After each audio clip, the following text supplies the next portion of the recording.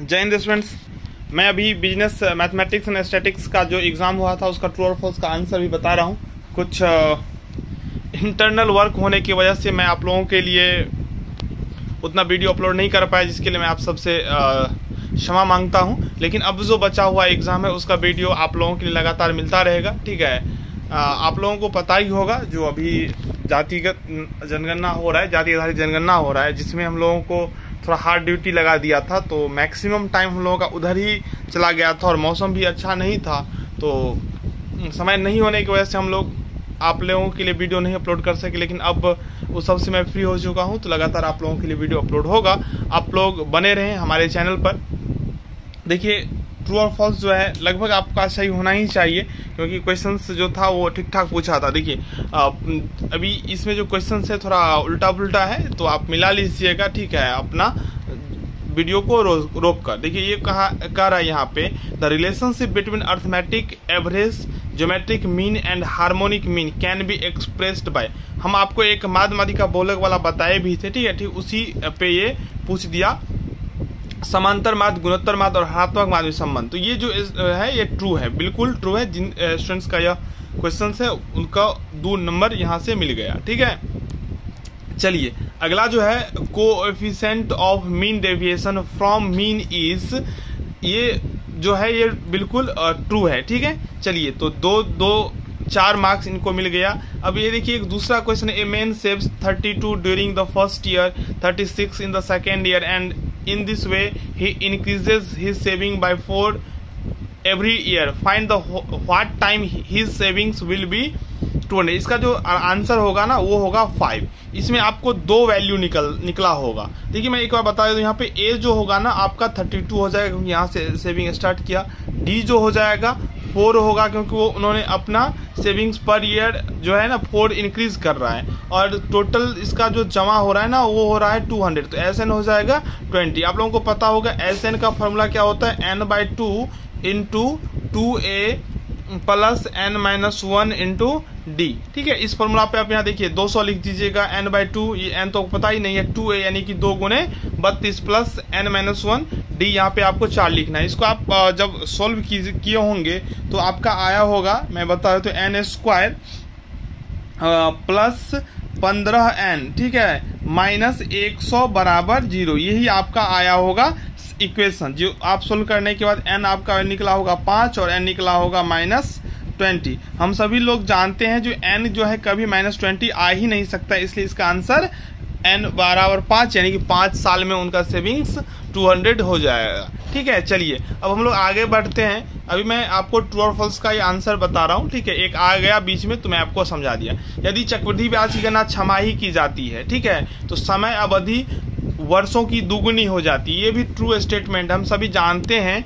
अगर ब्याज का संयोजन छमाही होता है ना तो रेट जो है वो आधा हो जाता है और टाइम जो है 2 टाइम्स हो जाता है। अगर ब्याज का संयोजन छमाही होता है तो क्या होता है, दर जो है आधा हो जाता है, टाइम जो है 2 गुना हो जाता है। ठीक इसी प्रकार अगर ब्याज का संयोजन तिमाही होता है तो आर जो है ना चौथाई हो जाता है, r/4 और t × 4 हो जाता है। चलिए, ई जो है, the formula of percentage of profit on cost price is cost price by profit गुने 100। हम लोग जानते हैं जो प्रॉफिट परसेंटेज का फॉर्मूला होता है प्रॉफिट बाय कॉस्ट गुना 100। तो ठीक रिवर्स दिया हुआ है तो फॉल्स स्टेटमेंट हो जाएगा। ठीक है, क्या होगा, फॉल्स।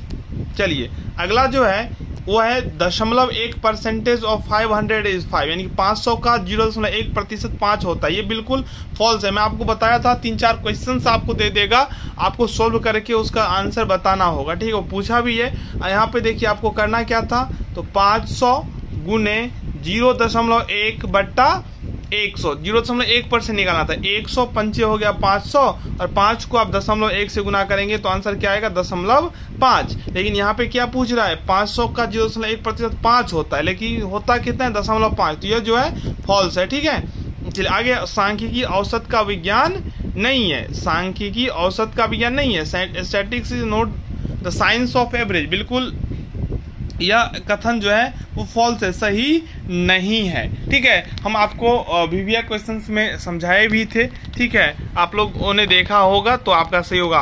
ठीक है। अगला जो है वो है relative error is equal to absolute error बटा एस्टिमेटेड वैल्यू इज ट्रू और नॉट। ठीक है, ये तो इंग्लिश में पूरा कंप्लीट क्वेश्चन ही दे दिया है, लेकिन क्वेश्चन तो ऊपर में रहता है जो निम्नलिखित कथनों में कौन सत्य है कौन असत्य है, लेकिन आप यह स्टेटमेंट जो है ना वो आपको फॉल्स देना था, ये गलत है। ठीक है, सही नहीं है। सही क्या है? नहीं है। क्यों नहीं सही है? क्योंकि यहाँ तो एब्सोल्यूट एरर बटा एस्टिमेटेड वैल्यू नहीं होता है, एक्चुअल वैल्यू होता है। ठीक है ना, ऊपर वाला तो सही है, एब्सोल्यूट एरर होता है, लेकिन नीचे में क्या होता है? Actual value. ठीक है ना, तो ये गलत हो गया। ठीक है, इसलिए फॉल्स हो गया।